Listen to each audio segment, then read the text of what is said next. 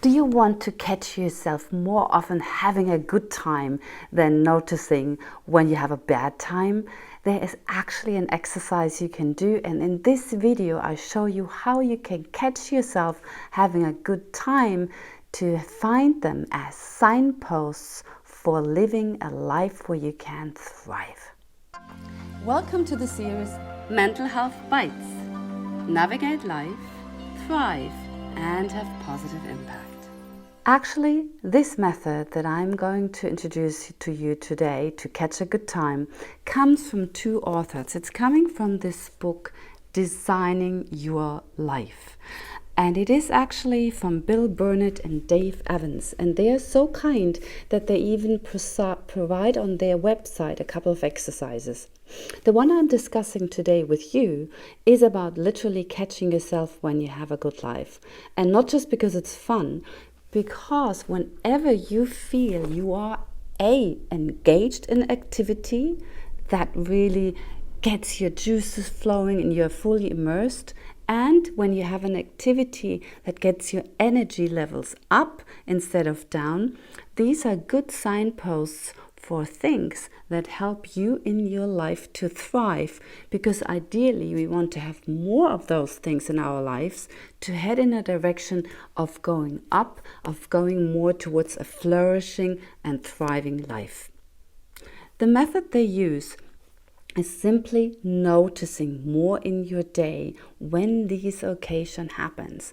There's another video that I point to that you can watch about benefit finding and fault finding. We often do wear more glasses of what's not working than of what is working. So catching yourself in a good time is a very valuable exercise to do.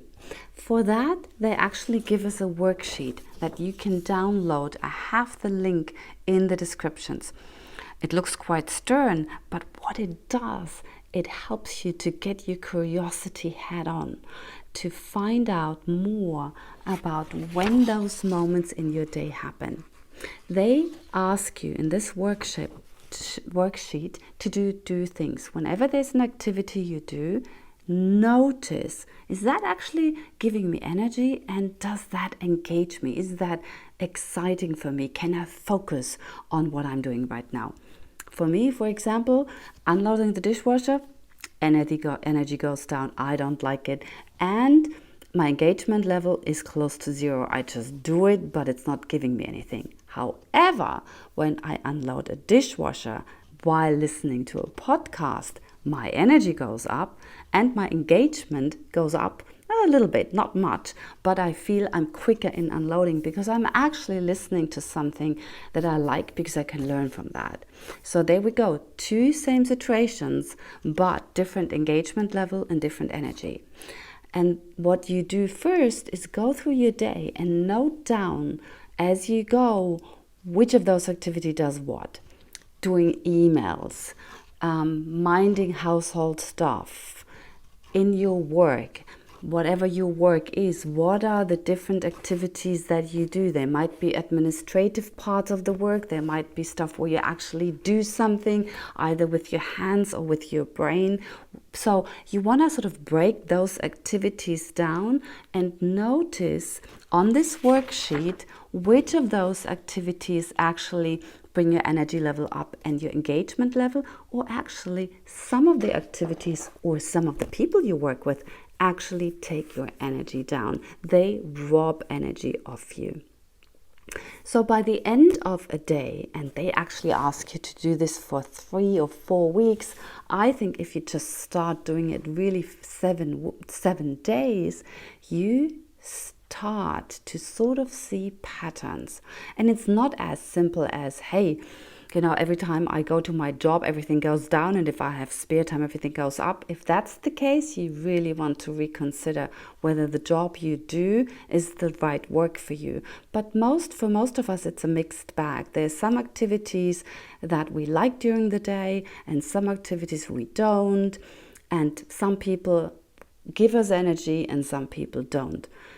What you want to see is patterns. Is it always the same kind of work? I give you another example. for me, when I prepare workshops, when I'm in front of people, like in front of the camera almost, I get energy up and I get engagement because I love being with people and I love talking about mental health. That really gives me energy. When I write a video or when I write a course and I'm not doing it in front of people or telling you like I'm doing now, I have lower energy levels. My engagement is still high, but my energy levels are lower because I'm just doing the work by myself. And if I have to do the accounting and the invoicing of my work, the engagement is 0. That means I'm often, or 1, that means I'm often pushing it back to the very last minute and it doesn't give me a lot of energy. However, and this is now where the next part comes in, you can now look for what is taking your energy down, what is giving you energy, and then you might be able to place them in different parts of your day. So you don't have all the energy giving things in one end and then the rest of the day is doom and gloom because all the to-dos are coming in.